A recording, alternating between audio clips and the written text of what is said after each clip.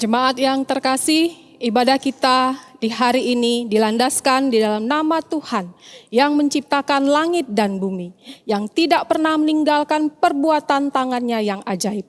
Turunlah atas setiap kita kasih anugerah dari Allah Bapa dan kasih karunia dari Tuhan kita Yesus Kristus dan penyertaan yang sempurna dari Allah Roh Kudus. Amin. Shalom jemaat yang dikasihi Tuhan. Kita patut bersyukur kepada Tuhan kalau hari ini kita masih diberi kesempatan untuk bisa beribadah bersama-sama. Sekalipun hanya secara online. Hanya lewat layar kaca kita boleh saling tatap satu dengan yang lain. Saya yakin setiap kita pasti punya kerinduan yang sama. Mungkin setiap kita bertanya-tanya dalam hati kita, kapan ya kita bisa berkumpul lagi bersama-sama di rumah Tuhan untuk beribadah secara komunal. Bapak Ibu, kita boleh bersabar dan kita terus mendukung di dalam doa. Biarlah masalah pandemi COVID-19 ini boleh cepat berlalu dan kita boleh kembali lagi ke rumah Tuhan untuk beribadah bersama-sama, memuji dan menyembah Tuhan kita.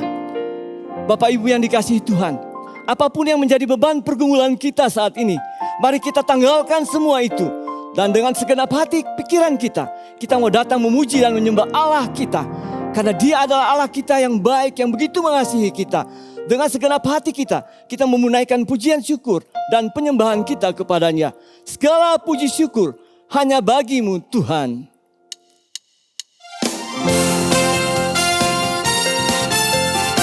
Mari dengan penuh sukacita kita bersama-sama menaikkan pujian ini bagi Tuhan kita.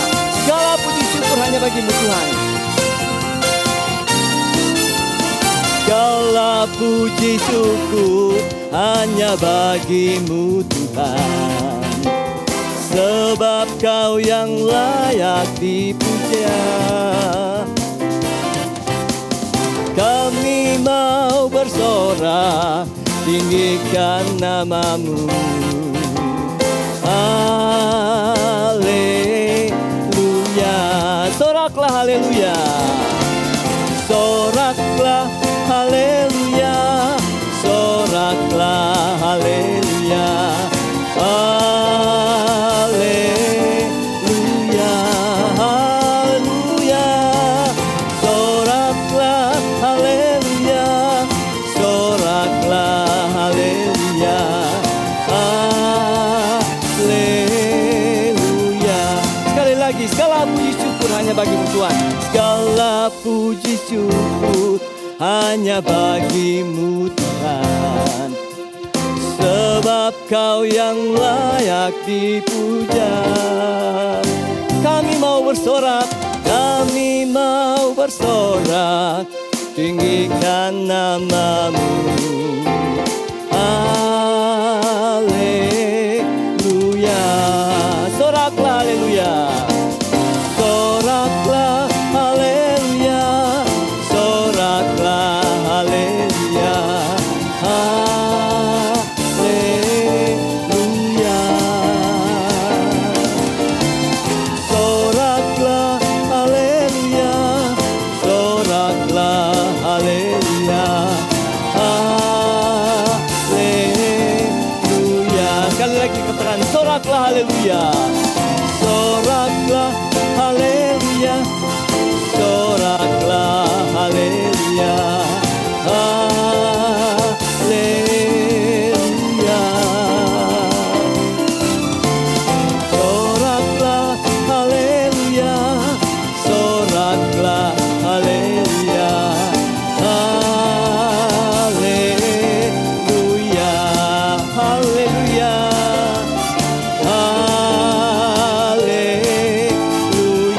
katakan sekali lagi, haleluya.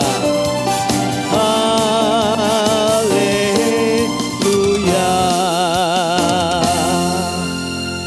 Jemaat yang dikasihi Tuhan, mari dengan penuh kerendahan hati kita datang menghampiri hadirat Tuhan kita yang kudus.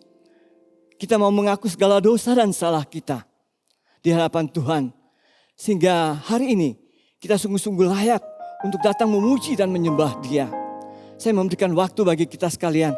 Mari kita sama-sama merendahkan diri. Dan kita mau mengaku segala dosa-dosa kita di hadapan Tuhan.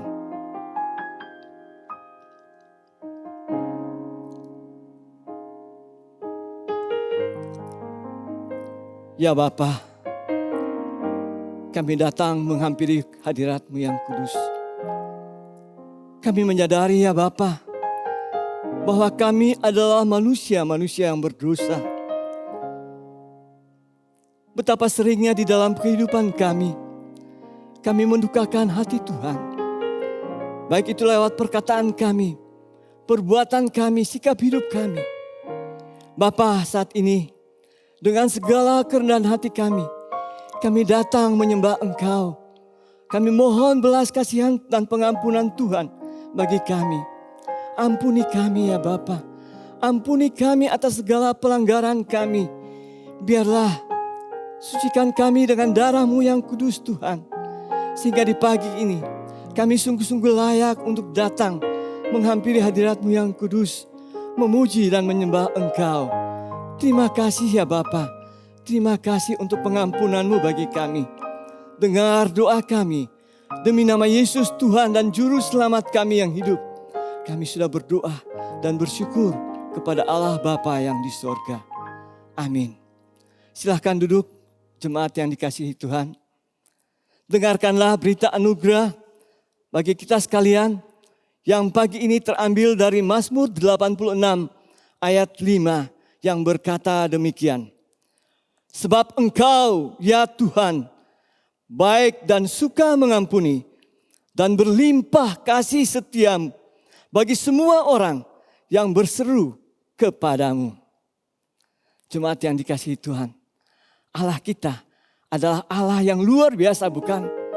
Dia bukan saja Allah yang suka mengampuni, tetapi Dia adalah Allah yang berlimpah kasih setia-Nya di dalam kehidupan kita semuanya. Bagi setiap kita yang sungguh-sungguh beriman kepadanya, yang mau terus berseru kepadanya. Mari saudaraku, kita angkat satu pujian. Allah itu baik, sungguh baik bagiku dan bagi saudara sekalian.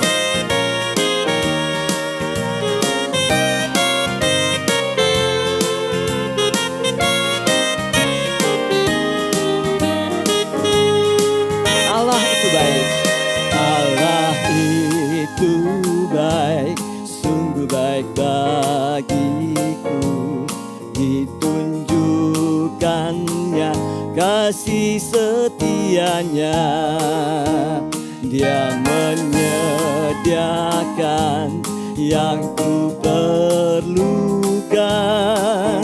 menyatakan kebaikan, menyatakan kebaikan, menyatakan kebaikannya padaku. Kasih setia-Nya, kasih setia-Nya tak pernah berubah. Dulu, sekarang, dan selamanya. Ajaiblah kuasa dalam nama-Nya. Yesusku luar biasa. Sekali lagi katakan, Allah itu baik. Allah itu baik, sungguh baik bagiku. Ditunjukkannya kasih setia-Nya, Dia menyediakan yang ku perlukan, menyatakan kebaikan, menyatakan kebaikan, menyatakan kebaikannya padaku. Kasih setia-Nya, kasih setia-Nya tak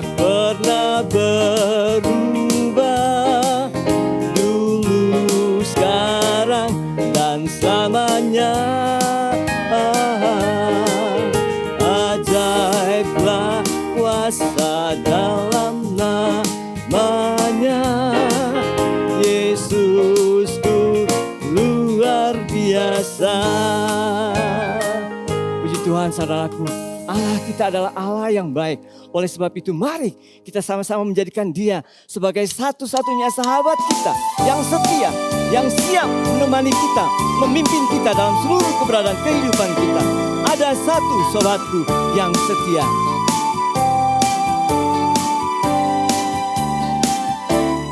Ada satu sobatku yang setia, tak pernah dia tinggalkan diriku. Di waktu aku susah, waktu ku sendirian, Dia selalu menemani diriku. Katakan namanya siapa saudaraku? Namanya Yesus. Namanya Yesus. Nama Yesus yang menghibur hatiku. Namanya Yesus.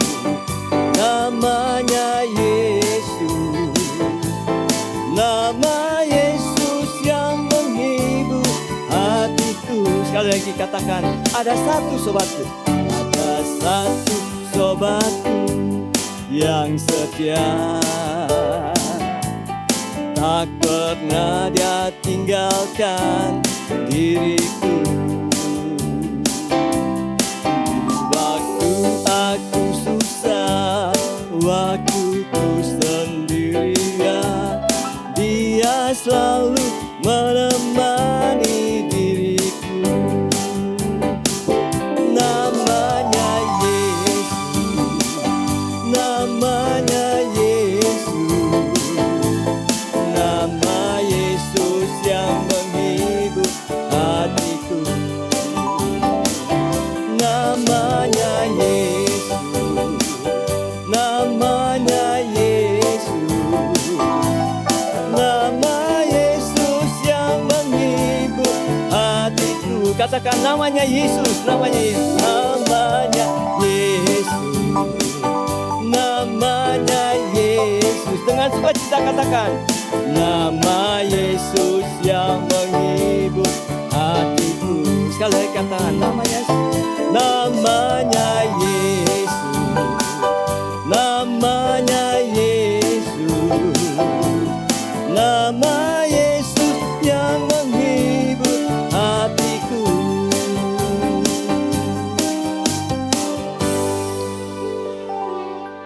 Jemaat yang dikasihi Tuhan, di tengah-tengah masalah pandemi COVID-19 yang kita alami saat ini, tentu saja itu membuat kita sedih, kita bingung, kita takut.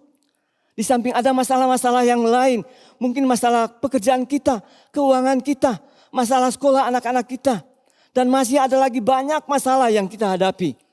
Saudaraku, pagi ini, apapun yang menjadi masalah kita, apapun yang menjadi beban pergumulan kita, mari kita datang kepada Tuhan. Kita sungguh-sungguh beriman kepada Dia bahwa Dia adalah Allah kita yang hidup, yang sanggup menolong kita, yang sanggup membebaskan kita dari segala permasalahan yang kita hadapi. Firman Tuhan akan disampaikan oleh hambanya, Saudara Tinje Marpaung. Sebelumnya mari dengan segala kerendahan hati kita datang kepada Tuhan. Kita katakan, di tengah ombak dan badai pencobaan, kita yakin bahwa Tuhan ada bersama-sama dengan kita.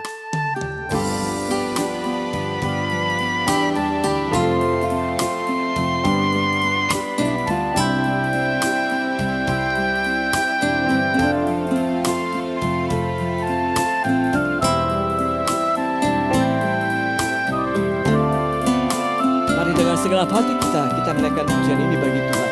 Di tengah ombak dan badai percobaan. Di tengah ombak dan arus pencobaan, hampir terhilang tujuan hidup. Hampir terhilang tujuan arah hidupku. Bagaikan kapal bagaikan kapal yang selalu diombang-ambingkan, mengharap kasih-Nya seolah-olah tiada mampu. Yesus perhatikan, Yesus perhatikan kehidupan setiap orang yang sudah rusak, dibetulkan dengan penuh kasih sayang. Yesus perhatikan, katakan itu saudaraku.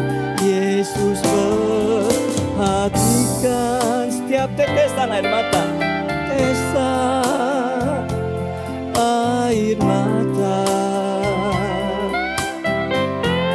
Dia mengenal hatiku yang penuh penyesalan dosa. Mari dengan segenap hati kita katakan satu kali lagi, Yesus perhatikan. Yesus perhatikan kehidupan setiap orang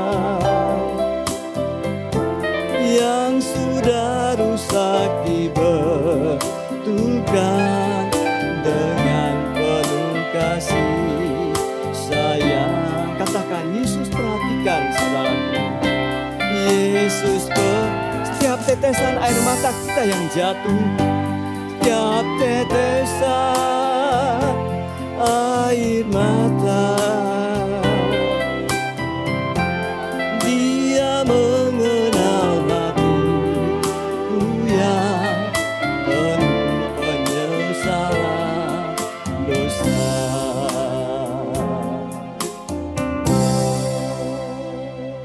Kepada penginjil Saudara Tince Marpaung yang akan menyampaikan firman Tuhan, kami persilahkan.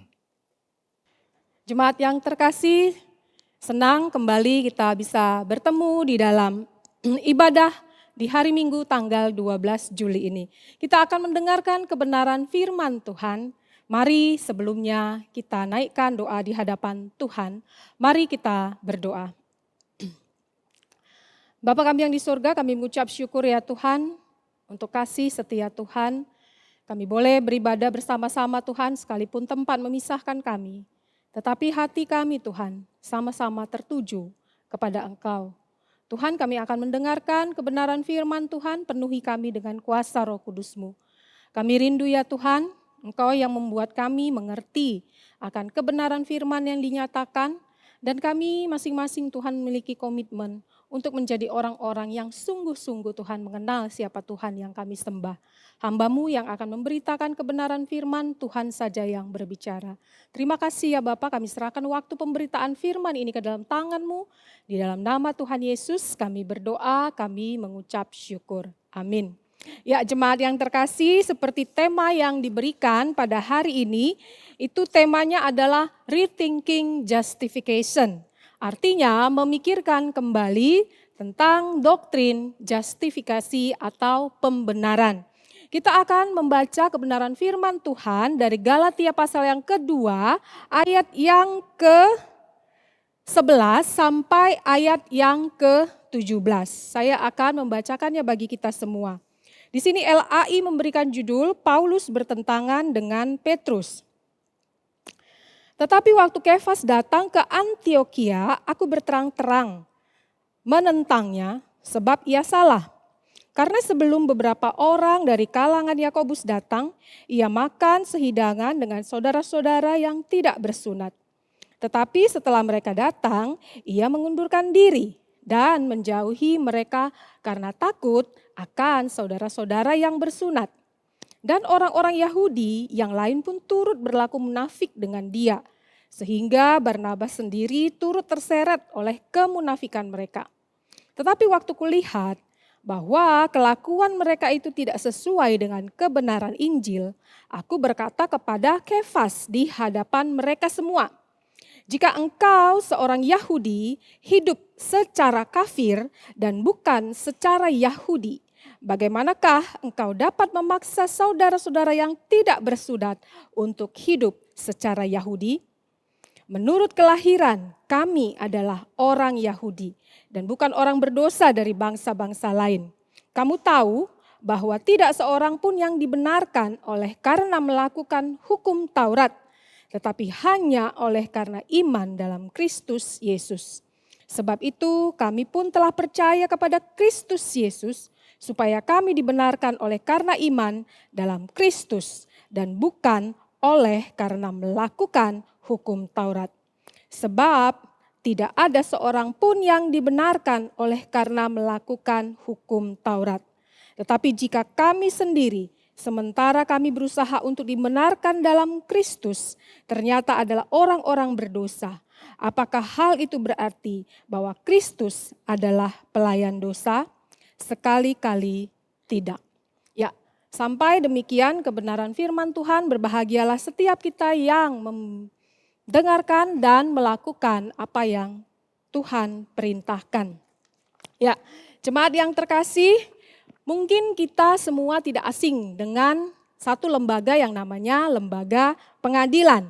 Ya, berbagai kasus pidana, berbagai kasus pidata itu akan disidangkan di lembaga ini jika dilaporkan ke pihak yang berwajib.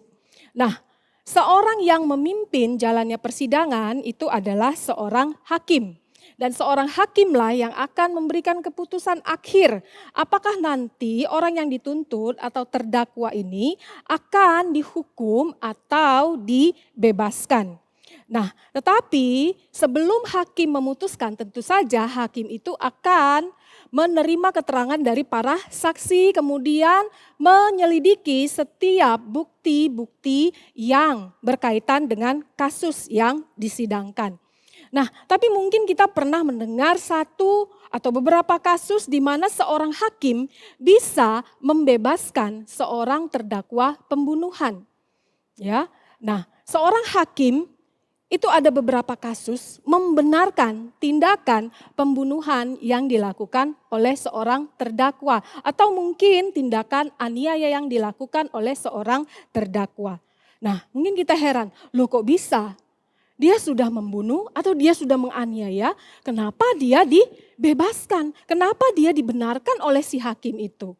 Nah, kita harus tahu, hakim itu tentunya memiliki landasan hukum ketika dia membebaskan atau membenarkan seseorang itu melakukan pembunuhan atau penganiayaan. Landasan hukumnya ada di dalam KUHP atau Kitab Undang-Undang Hukum Pidana pasal yang ke-49. Di situ dikatakan seorang hakim itu bisa membenarkan tindakan pembunuhan atau penganiayaan yang dilakukan oleh terdakwa jika terdakwa itu melakukan pembelaan diri. Jadi berdasarkan keterangan para saksi, bukti-bukti yang ada, hakim akan membenarkan tindakan seorang pembunuh atau penganiaya tadi berdasarkan pasal 49 KUHP tadi. Nah, saudara jemaat yang terkasih, kalau di dalam KUHP tadi, hakimlah yang berhak untuk menyatakan terdakwa itu, pembunuh atau penganiaya itu dibenarkan atau tidak. Di dalam Alkitab, Allah yang berhak untuk menyatakan orang berdosa itu dibenarkan atau tidak. Nah, dari bagian firman yang kita baca tadi, Allah adalah pribadi yang menyatakan bahwa orang percaya itu dibenarkan hanya karena iman, bukan karena melakukan hukum Taurat. Nah, jemaat yang terkasih, mengapa doktrin dibenarkan oleh iman ini harus ditegaskan kembali? Nah, poin yang pertama, karena Paulus, seperti ayat yang kita baca tadi, Paulus melihat tindakan Petrus yang tidak sesuai dengan kebenaran Injil yang diberitakan. Nah, jemaat yang terkasih, Paulus menuliskan surat Galatia ini bertujuan untuk menegaskan bahwa orang percaya itu adalah orang-orang yang sudah merdeka. Merdeka dari apa? Tentunya merdeka dari hukum Taurat, juga merdeka dari dosa. Jadi orang yang merdeka itu adalah orang yang bebas untuk melayani satu dengan yang lain, untuk mengasihi satu dengan yang lain. Merdeka itu juga berarti seseorang itu bebas untuk mengatakan tidak kepada dosa. Nah, jemaat yang terkasih, jemaat Galatia di masa itu pada umumnya adalah orang-orang yang beretnis atau bersuku Yahudi. Dan bahkan pemimpin-pemimpin gereja pada masa itu di kota Galatia itu juga pada umumnya adalah orang-orang Yahudi. Nah, sebagai orang-orang Yahudi yang tinggal di tengah-tengah lingkungan orang-orang yang bukan Yahudi atau non-Yahudi atau orang-orang yang tidak bersunat, maka tentunya orang-orang Yahudi ini menghendaki supaya orang-orang yang tidak bersunat, orang-orang non-Yahudi tadi itu juga menerima keselamatan di dalam Kristus. Nah, tetapi ternyata apa yang dilakukan oleh jemaat dan pemimpin rohani di kota Galatia ini ternyata salah. Apa kesalahannya? Nah, keinginan mereka yang begitu antusias untuk memberitakan Injil kepada orang non-Yahudi, itu mereka lakukan dengan cara yang salah. Mereka menghendaki ketika orang-orang non-Yahudi ini sudah menerima Kristus sebagai Tuhan dan Juru Selamat mereka, mereka mengajarkan orang-orang non-Yahudi ini tadi, orang-orang tak bersunat ini tadi juga harus mengikuti tradisi orang Yahudi. Salah satunya adalah sunat. Kita tahu orang-orang Yahudi itu begitu terikat dengan hukum Taurat. Mereka begitu giat untuk mengerjakan hukum Taurat itu dengan begitu salehnya.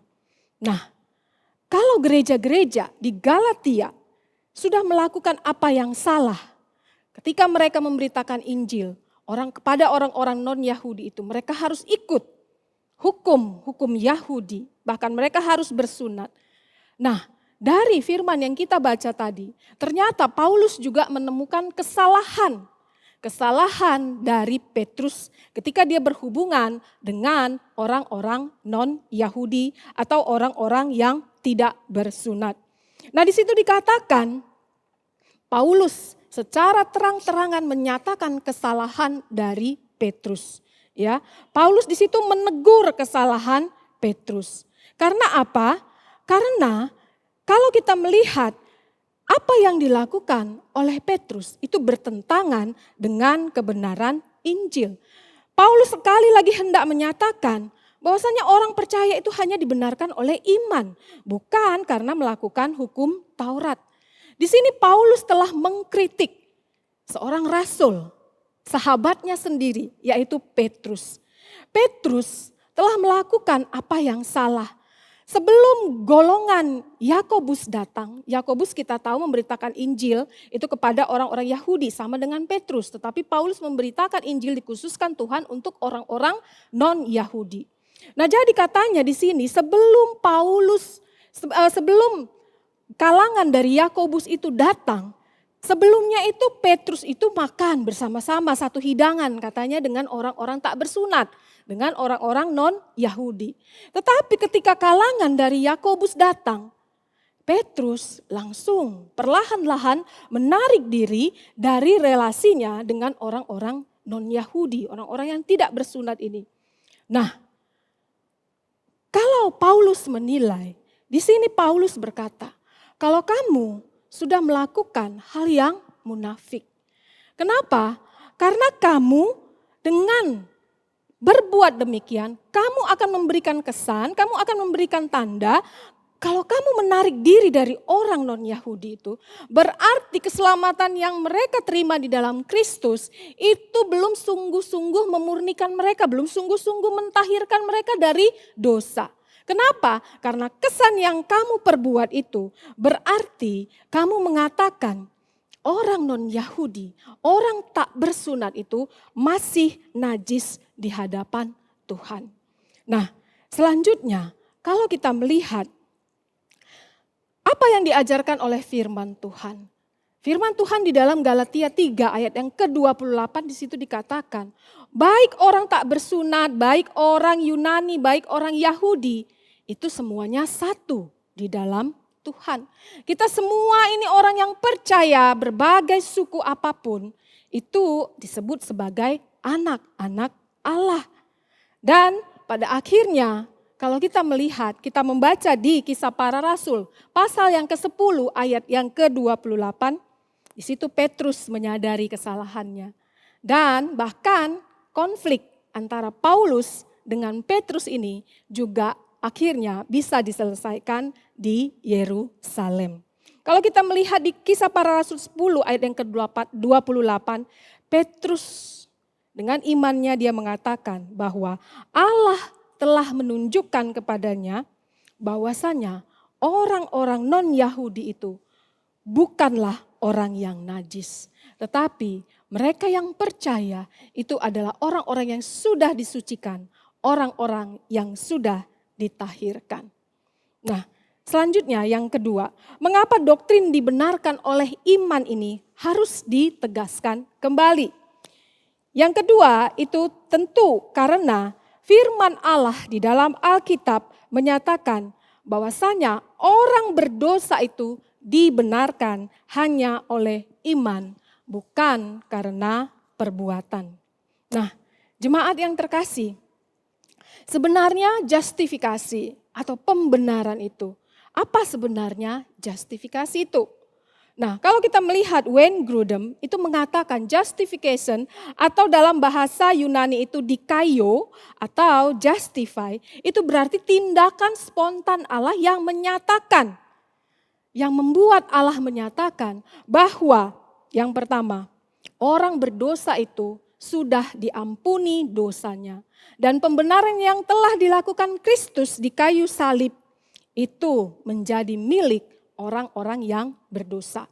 Nah, justification yang kedua itu berarti secara spontan Allah yang membuat dirinya itu menyatakan bahwasanya seseorang itu benar menurut pandangan Allah.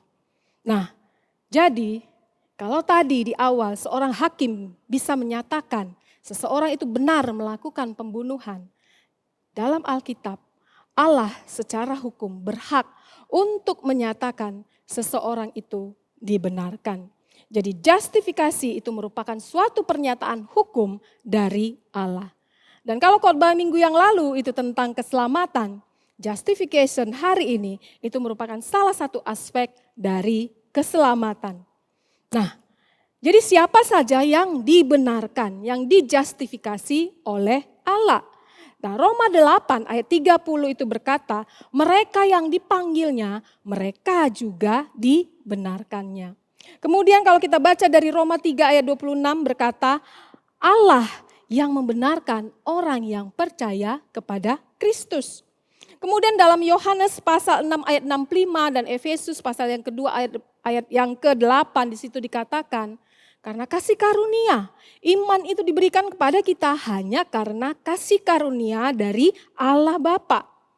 Kemudian bagaimana hidup orang yang sudah dibenarkan dalam Kristus, Roma 5 ayat 1 berkata, kita yang sudah dibenarkan di dalam Kristus itu hidup di dalam damai sejahtera dengan Allah, berarti ada pendamaian.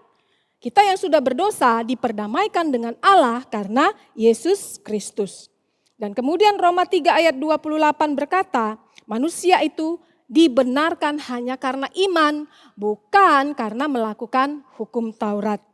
Nah, selanjutnya apa yang kita lakukan sebagai orang-orang yang sudah dibenarkan oleh Kristus? Kalau kita melihat Galatia pasal yang ke-2 ayat 21, itu merupakan satu kunci dari pembenaran orang percaya. Bahwasanya ketika kita sudah dibenarkan oleh Kristus, berarti kematian Kristus itu sungguh-sungguh sudah menyucikan kita, menghapus setiap dosa kita. Jadi hukum Taurat, ketika kita melakukan hukum Taurat, bukan perlakuan kita, bukan kebaikan kita, bukan kesalehan kita melakukan hukum Taurat itu yang membenarkan kita. Tetapi hanya karena ketika kita mengakui Kristus yang sudah menanggung dosa kita di kayu salib, itulah yang kita hidupi sebagai orang-orang yang sudah dibenarkan. Nah, jadi kehidupan orang-orang yang sudah dibenarkan dari Roma 8 ayat 1 dikatakan, tidak ada lagi penghukuman bagi mereka yang sudah hidup di dalam Kristus. Nah, Bagaimana kehidupan orang yang tidak lagi berada di bawah hukuman? Galatia pasal yang kelima ayat yang ke-22 itu berkata bahwasanya seseorang yang sudah tidak berada di bawah hukuman itu hidupnya akan menghasilkan buah roh. Galatia pasal yang kelima ayat 22 itu, orang yang percaya, orang yang sudah dibenarkan itu hidupnya akan mengalami transformasi. Orang yang percaya itu bukan menolak hukum Taurat. Tetapi orang yang percaya itu hidupnya akan memiliki suatu natur yang baru, yaitu natur hidup yang baru, manusia yang baru sebagai warga kerajaan Allah. Nah, jemaat yang terkasih, ayat yang ke-15 sampai ayat yang ke-16 dari Galatia pasal yang kedua ini, itu merupakan poin penting dalam penegasan Paulus tentang doktrin justification of faith. Ya, inilah kebenaran Injil yang diajarkan oleh Paulus kepada jemaat di Galatia. Nah, hanya Allah yang berhak untuk menyatakan orang yang berdosa itu dibenarkan. Karena menurut pandangan Allah, memang orang berdosa itu sudah dibenarkan oleh darah Yesus. Nah, jemaat yang terkasih di dalam Kristus. Kalau di zaman gereja mula-mula, itu konflik sering terjadi. Biasanya itu adalah konfliknya tentang anugerah versus perbuatan melakukan hukum Taurat. Atau konflik selanjutnya yaitu iman versus perbuatan. Ya. Nah, bukankah di zaman sekarang ini konflik itu masih terus terjadi? Sampai sekarang masih ada, bahkan banyak kalau kita melihat gereja-gereja mengajarkan bahwa keselamatan itu selain mengaku bahwasannya Yesus sudah mati untuk dosa-dosanya, tetapi ada lagi plus-plusnya. Ada lagi tambahan-tambahan, ya, seperti yang telah dikerjakan oleh jemaat Galatia ini tadi.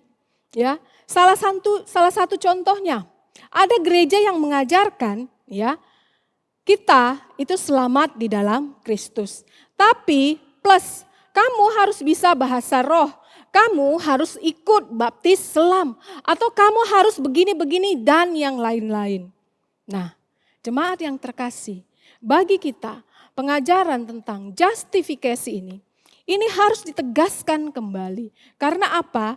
Karena pengajaran yang mengatakan bahwasanya perbuatan yang membuat orang bisa selamat, itu kita bisa jatuh menjadi orang-orang yang memiliki kepercayaan di luar sana. Ya. Dan kalau orang Kristen yang mengaku dirinya Kristen, kalau dia mengatakan keselamatan itu plus perbuatan, orang Kristen itu akan jatuh menjadi orang yang legalis. Untuk itu mari kita berhati-hati tentang keselamatan plus-plus ini tadi. Nah, selanjutnya karena tadi di sini Paulus mengajarkan tentang kemerdekaan orang percaya itu dalam Kristus. Apakah berarti hidup kita sebagai orang percaya itu suka-suka? Apa yang mau kita kerjakan, kita kerjakan.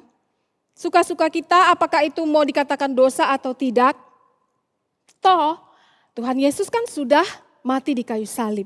Menebus dosa yang lalu, dosa sekarang, bahkan dosa yang akan datang.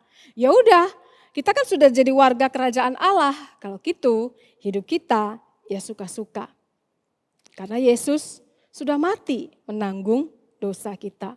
Nah, kalau ada orang percaya yang seperti ini, mereka juga adalah sesat. Ya, karena apa? Karena ini diistilahkan dengan istilah hyper grace, ya. Hyper kita tahu ya, hyper kemudian grace anugerah, ya. Nah, jadi kalau orang yang berpendapat seperti ini, ya, ini juga tidak sesuai dengan kebenaran firman. Kalau tadi di ayat 17 dikatakan sekali-kali tidak. Di dalam Roma pasal yang ke-6 pun dikatakan sekali-kali tidak. Karena begitu kita sudah dibenarkan dalam Kristus, label kita itu adalah anak-anak Allah. Anak-anak Allah memiliki hidup yang baru dalam Kristus, hidup yang ditransformasi, hidup yang diubahkan. Berarti hidup kita sudah menuju kepada kekudusan. Semakin hari semakin disempurnakan menjadi semakin serupa dengan Yesus. Bukan berarti kita hidup di dalam hyper grace. Dan kalau kita memahami pandangan ini sebagai hyper grace, kita itu bisa jatuh kepada antinomian. Anti kita tahu, nomian itu berasal dari nomos, itu artinya hukum. Berarti seorang yang anti hukum. Berarti setiap tindakannya itu bukan didasarkan kepada peraturan-peraturan yang ada. Nah, makanya jemaat yang terkasih kita harus hati-hati. Kalau tadi ada kecenderungan, perbuatan itu bisa menyelamatkan. Dan kalau ini ada kecenderungan, anugerah itu berlimpah-limpah. Ya, jadi apapun yang kita perbuat, toh Yesus sudah mati menanggung dosa. Jadi berhati-hatilah dengan kedua pengajaran ini. Bisa jatuh kepada legalis atau kepercayaan dari saudara kita yang lain, atau kita jatuh kepada dosa hyper grace. Nah, jemaat yang terkasih, apa yang harus kita kerjakan sebagai orang-orang yang sudah dibenarkan oleh Kristus?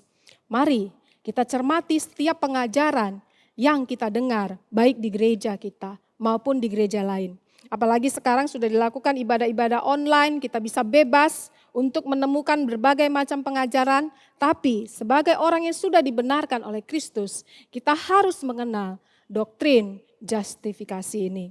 Doktrin dibenarkan ini. Bahwasanya hanya karena kasih karunia, hanya karena iman, kita itu diselamatkan.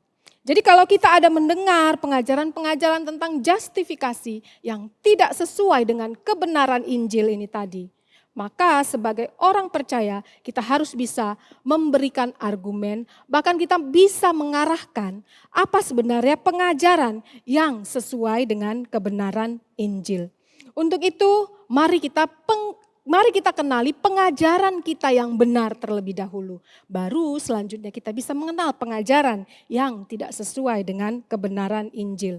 Untuk selanjutnya kita bisa memberitakan apa yang benar menurut kebenaran firman Tuhan kepada mereka yang memiliki pengajaran yang salah. Dan sebagai orang yang sudah merdeka di dalam Kristus, sesuai dengan Galatia pasal yang kelima tadi, mari kita berlomba-lomba untuk mengerjakan buah roh supaya semakin tercermin dalam kehidupan kita ini bahwasanya kita adalah orang-orang yang sudah dibenarkan di dalam Kristus. Amin. Mari kita berdoa. Bapa kami yang di sorga, kami mengucap syukur ya Tuhan, kalau kami sudah belajar tentang doktrin justifikasi. Tuhan, kami sering mendengar pengajaran yang tidak benar. Banyak orang mengatakan keselamatan di dalam Kristus, tetapi ditambahkan dengan hal-hal yang lain. Banyak juga orang yang mengatakan ketika Kristus sudah mati untuk setiap dosa dari dosa yang dahulu, sekarang, bahkan yang akan datang, maka kami bebas untuk melakukan dosa. Untuk itu Tuhan, ajarkan setiap jemaat Tuhan, supaya kami boleh sungguh-sungguh mengingat doktrin tentang justifikasi ini. Hanya karena iman kami diselamatkan oleh Kristus. Itu semua hanya karena kasih karunia, hanya karena anugerah dari Allah Bapa. Berkati ya Tuhan, jemaat Tuhan, supaya semakin hari semakin mengenal kebenaran firman Tuhan yang tertulis di dalam Alkitab. Supaya semakin hari kami boleh semakin menjadi pribadi yang semakin bertumbuh dan dewasa di dalam pengenalan kami akan Tuhan. Dan hidup kami boleh memancarkan kasih Kristus yang beranugerah itu. Kasih Kristus yang sudah membenarkan kami orang-orang berdosa. Terima kasih ya Bapa. Inilah doa kami, harapan kami, syukur kami, yang kami naikkan hanya di dalam Yesus, Tuhan kami. Amin. Jemaat yang dikasihi Tuhan, kita akan bersama-sama mengikrarkan pengakuan iman rasuli kita. Oleh sebab itu, saya mengundang Bapak Ibu sekalian bangkit berdiri, dan kita akan mengikrarkannya secara bersama-sama. Pengakuan iman rasuli. Aku percaya kepada Allah, Bapa yang Maha Kuasa, Khalik langit dan bumi, dan kepada Yesus Kristus, anaknya yang tunggal Tuhan kita, yang dikandung dari Roh Kudus, lahir dari anak darah Maria, yang menderita sengsara di bawah pemerintahan Pontius Pilatus, disalibkan, mati dan dikuburkan, turun ke dalam kerajaan maut. Pada hari yang ketiga, bangkit pula dari antara orang mati, naik ke sorga, duduk di sebelah kanan Allah, Bapa yang Maha Kuasa. Dan dari sana ia akan datang untuk menghakimi orang yang hidup dan yang mati. Aku percaya kepada Roh Kudus, gereja yang kudus dan am, persekutuan orang kudus, pengampunan dosa, kebangkitan tubuh, dan hidup yang kekal. Amin. Silahkan duduk saudaraku. Jemaat yang dikasihi Tuhan, saat ini kita diberi kesempatan untuk memberikan persembahan syukur kita kepada Tuhan. Baiklah, masing-masing kita boleh memberikan persembahan dengan segenap hati kita. Kita boleh mengumpulkan persembahan kita di rumah, dan setelah itu persembahannya boleh nanti kalau Bapak Ibu ada waktu boleh dibawa ke kantor gereja. Di situ ada disediakan kotak persembahan. Bapak Ibu boleh masukkan ke situ, atau Bapak Ibu boleh memberikan persembahan secara langsung melalui nomor rekening gereja yang tertera di bawah layar ini. Biarlah masing-masing kita boleh memberikan dengan sukacita bagi kemuliaan nama Tuhan kita. Sambil persembahan dikumpulkan, kita akan bersama-sama memuji Tuhan. Dari Kidung Puji-Pujian Kristen nomor 343. Di mezbahnya sembahkanlah korbanmu.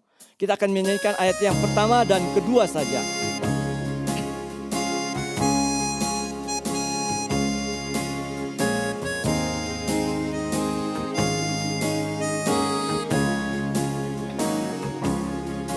Pernah kau berharap iman dikuatkan dan peroleh damai sejahtera.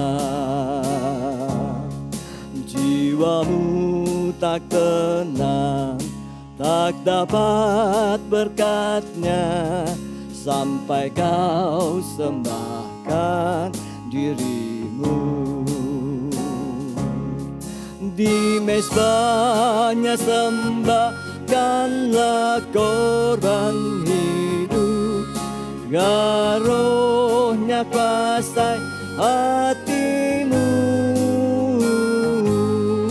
Jiwa tubuh rohmu serahkanlah padanya, kau kan diberi berkat melimpah. Ayat yang kedua, bila kau berjalan di dalam terangnya, kau kan diberi damai sentosa. Taatlah firman-Nya, sandarlah padanya, kau kan terlepas dari dosa. Di mezbahnya sembahkanlah korban hidup, garohnya kuasai hatimu. Jiwa tubuh rohmu serahkanlah padanya, kau kan diberi berkat melimpah.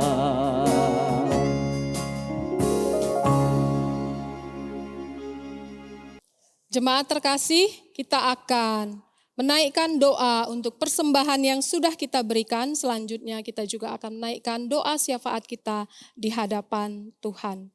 Mari kita berdoa. Bapa kami yang di surga, kami mengucap syukur ya Tuhan. Kami boleh memberi untuk gereja Tuhan.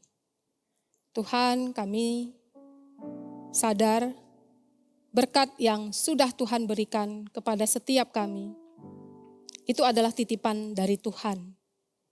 Untuk kami boleh mempergunakannya bagi kerajaan Allah. Kami sadar Tuhan, hidup kami sebenarnya adalah persembahan yang paling berkenan di hadapan Tuhan. Ketika kami boleh dengan kerelaan hati, dengan sukacita membeli ke rumah Tuhan, biarlah Tuhan senang dengan persembahan ini. Bapa, kami mau menaikkan doa syafaat kami juga di hadapan Tuhan.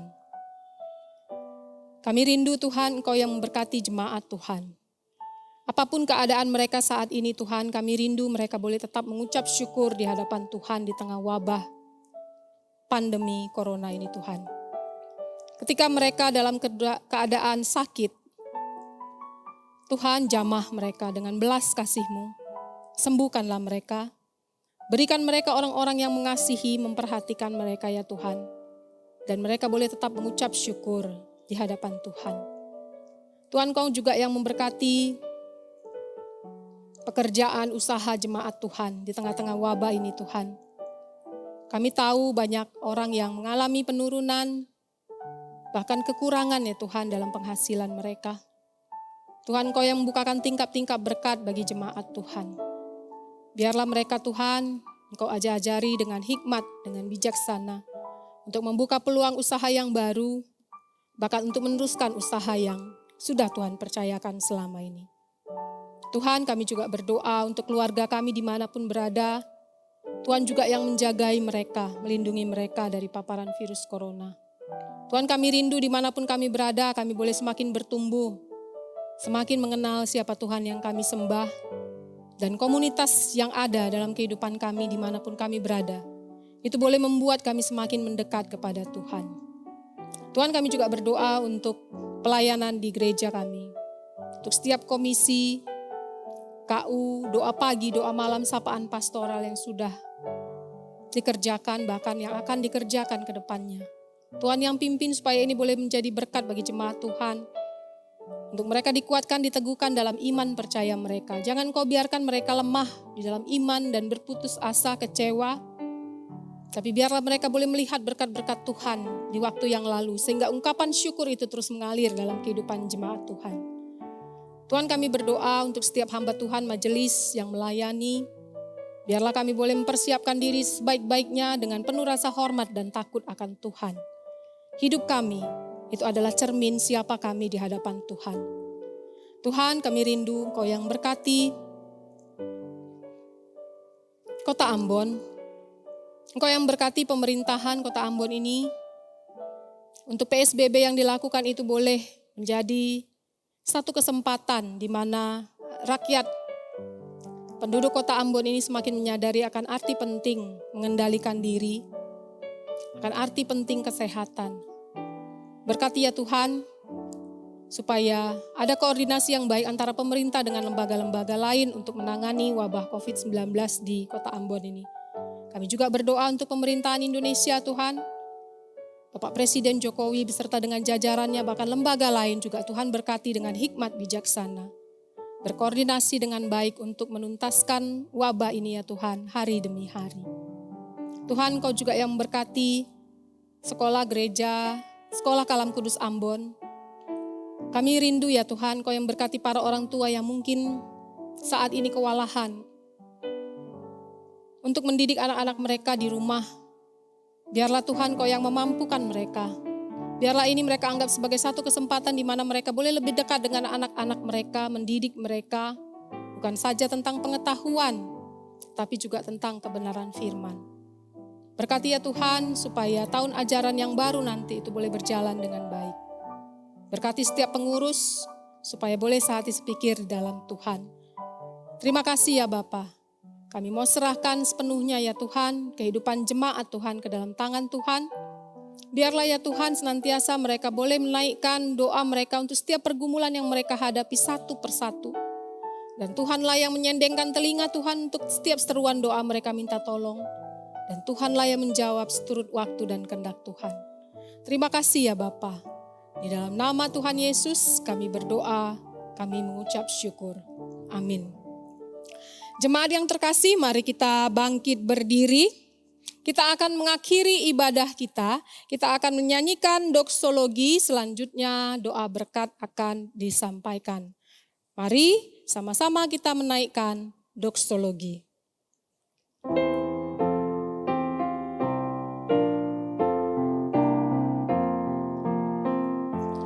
Puji Allah Bapa Putra, puji Allah Roh Kudus, ketiganya yang esa, pohon selamat sumber berkah. Amin.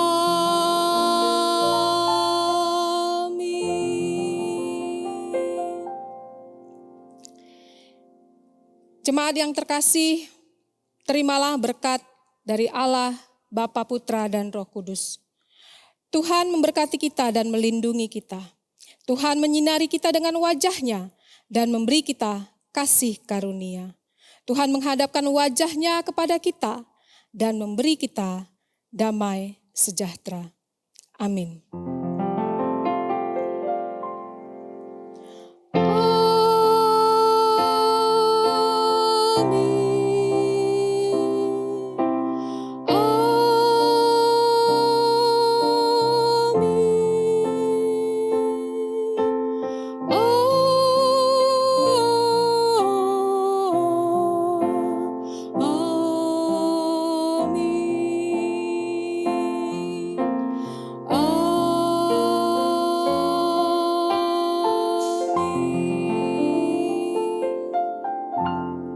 Jemaat yang terkasih, silakan duduk dan silakan mengambil waktu teduh. Tuhan Yesus memberkati. Selamat menikmati berkat-berkat Tuhan sepanjang minggu ini.